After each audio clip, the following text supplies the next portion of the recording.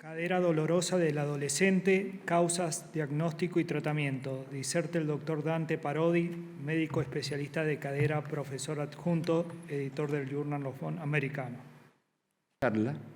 Sino que me dejó el parámetro muy alto porque lo hizo en el tiempo preciso, además. Bueno, vamos a hacer un resumen de esta patología que es tan importante. Vamos a, primero, mis declaraciones de conflicto. Hay que sistematizar este estudio. Marcelo ya mostró cuáles son los ángulos. Y uno tiene que diferenciar el origen de estas patologías, ya sea ósea, de partes blandas o enfermedades específicas para la edad y a veces sistémicas. Así vamos a poder diferenciar lo que es el pinzamiento en grande, lo que es la displasia, y las que son aquellas mixtas y las que no están asociadas a deformidad. Ya hablamos del pinzamiento. Marcelo mostró cómo uno tiene que buscar la congruencia de la articulación, porque la incongruencia en este conflicto entre la cabeza y el cuello con el acetábulo se va a producir artrosis. Este es un conflicto dinámico que lo hace mucho más difícil aún de poder diagnosticar. Ustedes todos han visto este video que muestra cómo choca esta deformidad o esta sobrecobertura con el labrum y lo rompe.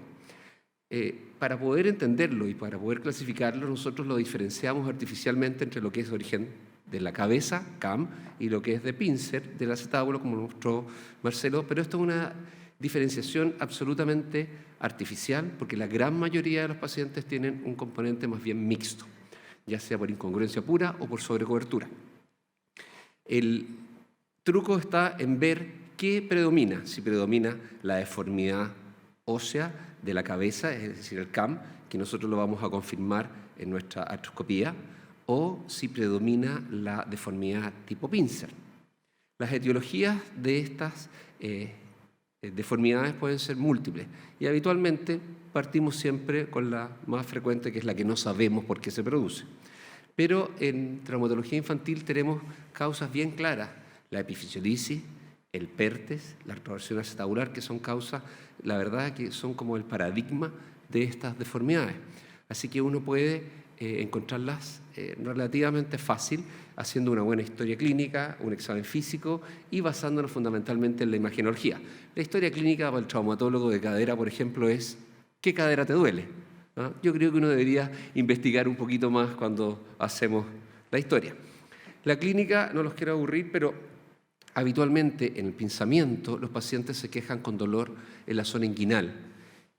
Cuando son deportistas son más jóvenes y cada vez vemos más niños haciendo deportes más jóvenes, así que no nos extrañemos de ver pinzamientos en pacientes jóvenes. Hay trabajos que muestran que hay algunos tipos de deporte que inducen la formación de esta deformidad. Por ejemplo, los arqueros de hockey, porque los niños tienen un periósteo que es más hiperreactivo. Yo personalmente operé a mi hija de esto cuando tenía 15 años, por el tipo de deporte que hacía. Esto fue hace muchos años atrás, y no le saqué todo el periósteo y se le reprodujo la deformidad algunos años después. Por lo tanto, ese periósteo realmente es hiperreactivo.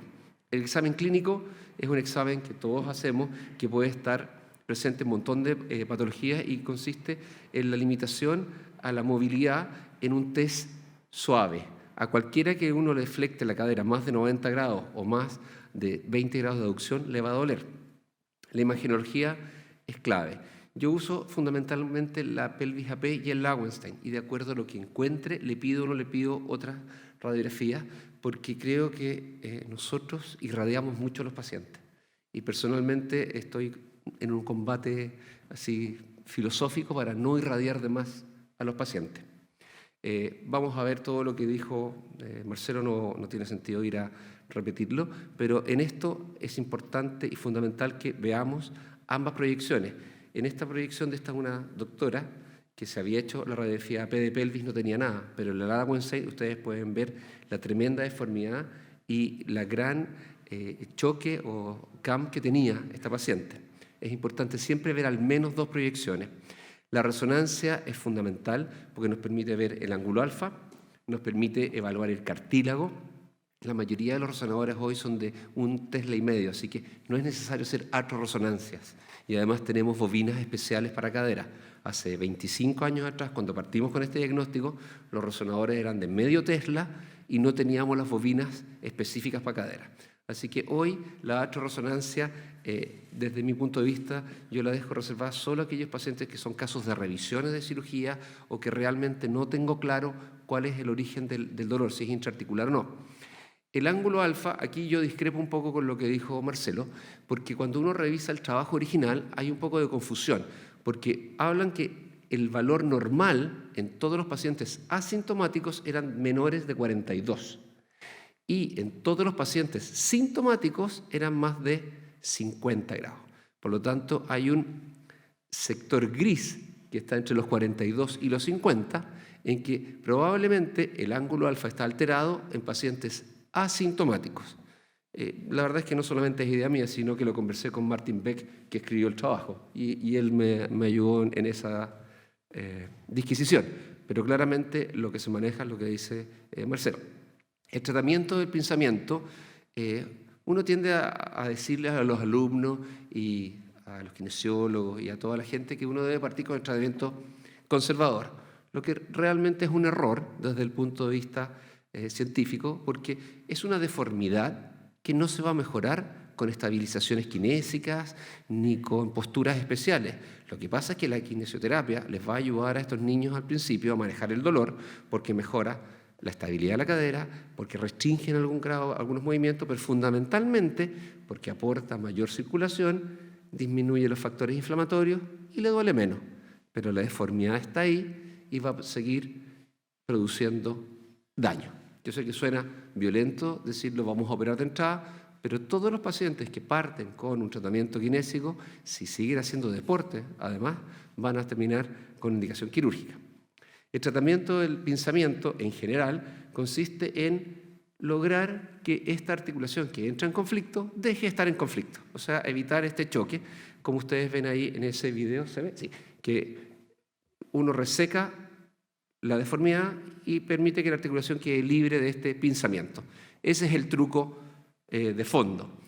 Pero es tan importante como resecar la deformidad el ir a reparar este labrum que está roto, porque nosotros sabemos que este labrum no se repara en forma espontánea, ya que la rotura no se produce en la zona periférica, sino que la rotura se produce en la zona intraarticular que no tiene irrigación. Por lo tanto, esperar que tengamos una reparación espontánea es muy poco probable. La otra causa muy frecuente de dolor es la displasia acetabular. La displasia acetabular también tiene signos similares al pinzamiento, también tengo el signo de pinzamiento porque duele el labrum. En etapas más avanzadas el paciente le duele al caminar y esa es una característica que uno lo orienta de que estamos frente a una displasia.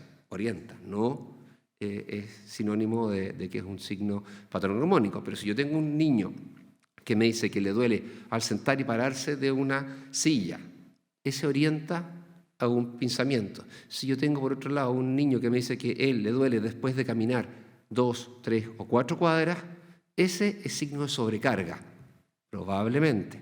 Así que uno tiene que saber qué va a ir a buscar o orientarse un poco antes de hacer el examen físico. Estos pacientes desarrollan artrosis porque disminuye el área y aumenta el estrés. Eso es lo que nos enseñaron siempre. Pero hoy sabemos que además se produce lesión porque son pacientes inestables. Y aquí quiero reforzar o repetir lo que dijo Marcelo, porque hay que saber qué caderas son inestables. Y son aquellas que están con la cabeza migrada, lateralizadas más de 5 milímetros, que tienen el chenton interrumpido, ¿no es cierto? Un sursil de menos de 10 grados, un iliocapsularis hipertrófico, como dijo Marcelo, y un labrum grande y roto. Esos son pacientes que van a hacer artrosis más o que son inestables. La displasia límite yo creo que no existe. Es como el embarazo. Uno está embarazado, o sea, yo no, las mujeres están embarazadas o no. A veces es más fácil hacer el diagnóstico de embarazo cuando está entrando la señora a tener su guagua a los 9 meses, y otras veces es más difícil. Si tiene 2, 3, 4 horas de embarazo, no lo sabemos, pero está embarazada. Entonces, que nos cueste hacer el diagnóstico de que la displasia es la responsable de la lesión es un tema, pero que si es inestable, el tratamiento es el que va a producir, digamos, la reparación, porque si tiene dolor, ese paciente tiene daño, y si tiene daño hay que tratarlo. ¿Y cómo lo trato? Corrigiendo la causa. Y la causa es hacer una osteotomía. Ahora, cada vez está más claro que debemos asociarle artroscopías a las displasias, porque nos van a permitir evaluar el cartílago, nos van a permitir tratar las lesiones asociadas, el manejo de estas lesiones y manejo de deformidades asociadas. Es muy frecuente encontrar en los pacientes que tienen una displasia una deformidad de la unión de la cabeza con el cuello asociada. Y si yo voy a corregir el acetábulo, puedo poner en riesgo y puedo hacer que haya un conflicto dinámico a pesar de que estoy corrigiendo la displasia. De hecho, nosotros estábamos haciendo un trabajo y tenemos una resección de deformidades en estas displasias, en la artroscopía previa, cercano al 70% de los casos. Y siempre encontramos lo mismo, falta cobertura, un labrum hipertrófico, lesiones del labrum, lesiones condrales. En el 100% de los casos encontramos algo. La displasia, el punto más crítico y más difícil es el posicionamiento de la articulación. Bueno, no ocurrió, mañana se los voy a mostrar. Lo importante es que hoy manejamos a estos pacientes en forma casi ambulatoria. Los hacemos caminar el primer día. Ustedes ven ahí cómo están caminando al primer día, a los 3 días, cómo a la semana ya están caminando bastante normal, a pesar de que los atropella un camión. Como yo les digo, si nosotros hacemos una osteotomía estable que prevenga el daño y que nosotros la hagamos estable, con poco daño, vamos a tener estos resultados. Esta es una osteotomía que no toca a los aductores, a diferencia del Chiari, y que da una excelente función a corto plazo. Los resultados a largo plazo ustedes ya los conocen, 85% de excelentes buenos resultados con una regresión incluso de la radiografía, lo que sí tiene una curva de aprendizaje que es un poco difícil para el cirujano, que está publicado en la mayoría de los casos que se acerca a los 35, eso es para disminuir desde un 15% de complicaciones a un 3% de complicaciones. Mi curva fue un poco más lenta. Yo me demoré 50 casos en poder bajar de un 15 a un 3% de complicaciones. El mensaje es que los mejores resultados de las osteotomías periacetabular se obtienen con pacientes menores de 30 años, ojalá adolescentes, que no tengan artrosis, que la corrección sea adecuada y que su score funcional al minuto de la cirugía sea muy bueno. Es decir, aquellos pacientes que están casi asintomáticos, que están con muy poca sintomatología. Debe ser precoz y, por lo menos en Chile, yo me topo con el problema que a veces los traumatólogos, y muchas veces los traumatólogos infantiles le dicen a los papás, no le duele tanto, no se la haga todavía. Es como decir, el motor del auto no se está calentando tanto, no lo lleves al taller hasta que se caliente mucho. ¿Ah? La otra causa de dolor bastante importante y frecuente es la epifisiolisis. Aquí hay montones de clasificaciones, si activa, pasiva, cicatrizada, aguda, crónica reagudizada, que no quiero entrar en eso, sino que yo quiero entrar en la definición de aquellas epifisiolisis que aún se están desplazando versus las que no se están desplazando. El tratamiento de la epifisiolisis es, en este caso, lo mejor cuando está en una epifisiolisis moderada severa, una luxación quirúrgica. Porque ¿qué es lo que vamos a hacer nosotros? Vamos a reposicionar in situ la fisis y la vamos a fijar para permitir que esta cadera o esta fisis o epífisis que está retrovertida con un retrotil, que tiene una alteración del offset, podamos ponerla en su lugar, corregir el acortamiento sin riesgo vascular, ¿no es cierto?, y fijarla en su lugar. De esa manera vamos a obtener una cadera que no va a dañar. Vamos a hablar de la epifisiolisis mañana más en detalle. La otra enfermedad muy importante es la enfermedad de Perthes, que aquí yo creo que uno tiene que hacer la salvedad en que, si bien es cierto, se trata de una deformidad típica de cabeza magna, plana, deforme, en la gran mayoría de los casos va asociada a una displasia del acetábulo. Por lo tanto, es una patología que no solo es un problema vascular de la cabeza, sino que además se asocia a esta displasia y produce una incongruencia, ¿no es cierto?, a nivel del acetábulo con la cabeza, lo que va a llevar a una lesión de artrosis si no se trata. Por lo tanto, como les decía yo, esta asociación de una displasia más la alteración de la cabeza va a llevar a una artrosis. Nosotros queremos recuperar la anatomía. Si nosotros recuperamos la anatomía, vamos a recuperar la función y vamos a prevenir o disminuir al menos el daño.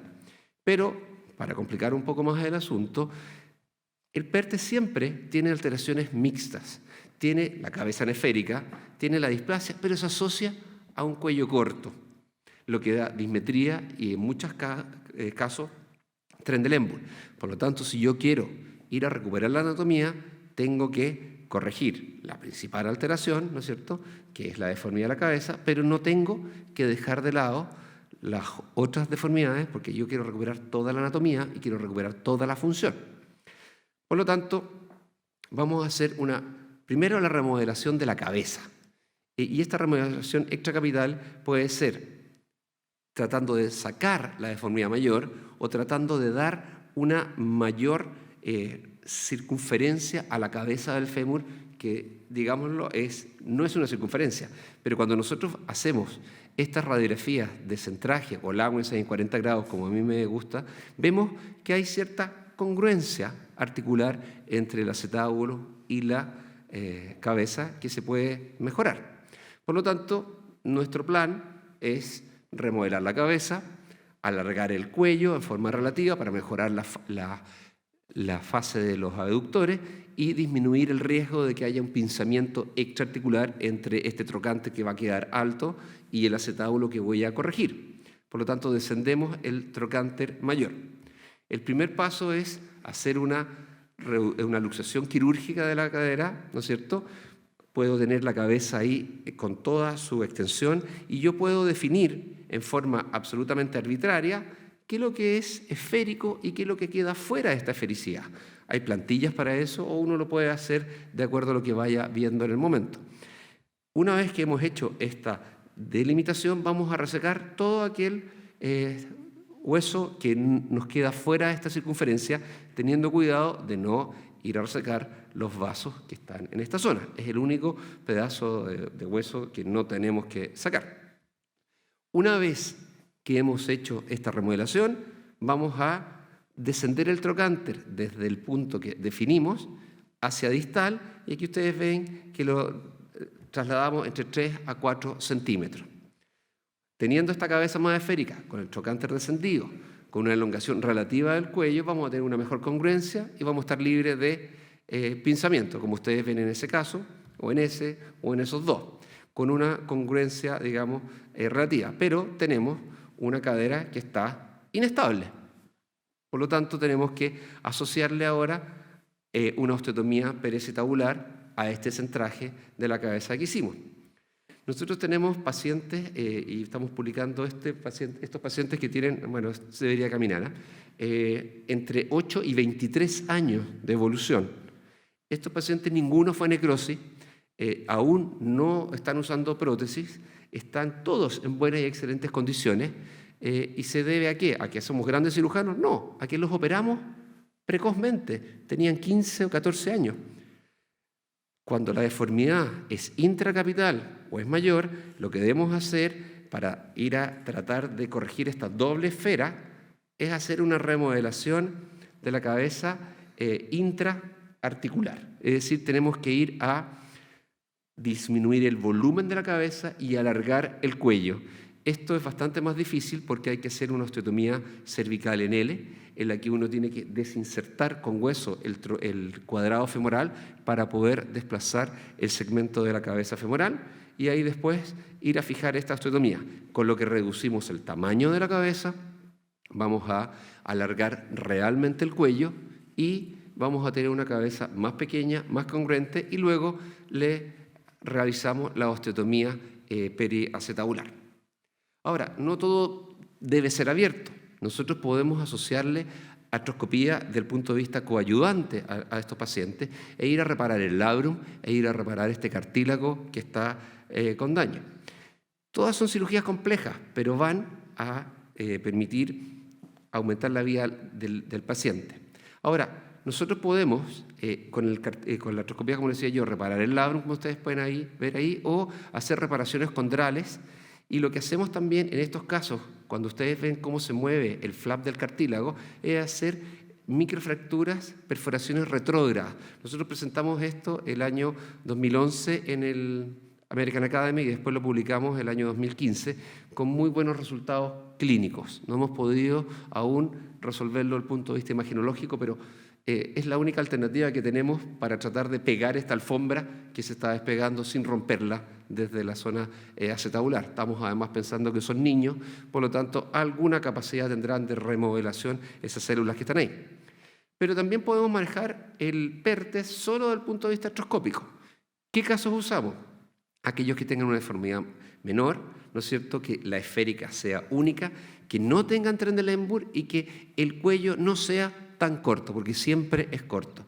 Y aquí ustedes pueden ver cómo artroscópicamente tenemos una gran deformidad, vamos a reparar el labrum y nos demoramos bastante más que una artroscopía normal, pero vamos a definir cuáles son las zonas y podemos obtener el resultado que ustedes ven acá abajo. No nos olvidemos de las partes blandas. Los niños también tienen músculos y tienen tendones que se lesionan. Habitualmente no tienen bursitis, o si tienen una bursitis son traumáticas, por lo tanto eso es de manejo absolutamente conservador. Pero hay muchas mujeres sobre todo que tienen esta cadera en resorte lateral, esta coxa saltans, que no sé por qué empiezan y tratan de, una vez que les salta, después lo hacen en forma absolutamente consciente, pero les empieza a doler. Esta niña, por ejemplo, tenía esta gracia que la hacía para bailar danza árabe, pero le empezó a molestar y tuvimos que hacerle una cirugía. Le hacemos una cirugía artroscópica. Antes hacíamos esto, que era un abordaje de fuera adentro, que es muy simple, porque repetimos lo mismo que hacíamos con la incisión grande, ¿no es cierto?, en forma de cruz, primero la zona longitudinal y luego la zona vertical, pero teníamos un problema, que las pacientes se quejaban de que tenían un tremendo hematoma en el postoperatorio y muchas de ellas se les deprimía la zona de la grasa, cosa que no le gustaba sobre todo a las mujeres. Así que desde el 2010 en adelante empezamos a hacer un abordaje de dentro afuera. Es decir, nos metemos en este espacio virtual entre la banda iliotibial y el trocánter y ahí hacemos esta incisión en cruz que es mucho mejor tolerada desde el punto de vista de la estética y la verdad es que es mucho más simple. Aquí les estoy mostrando el primer caso que hicimos, que ustedes pueden ver que es el Festival de las Agujas, porque necesitamos poner las agujas en todas partes para orientarnos. Hoy día no usamos esto, la verdad es que es un exceso y en realidad las agujas se mueven, no aportan nada, solo complejidad. Y ustedes pueden ver ahí cómo saltaba la cadera antes y cómo en el postoperatorio ya no salta. Creo que me pasé un poquito. Muchas gracias por su atención.